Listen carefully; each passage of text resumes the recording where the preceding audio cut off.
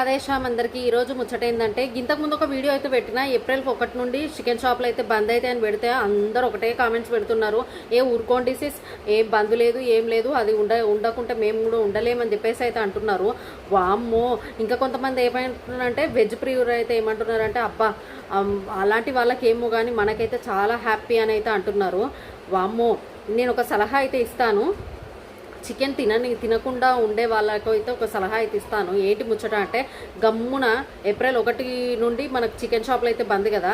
So April 1 లోపు అంటే ఈ 2-3 డేస్లలో చికెన్ 1 కిలో 2 కిలోల చికెన్ తీసుకొచ్చి చికెన్ పచ్చడి పెట్టుకోండి.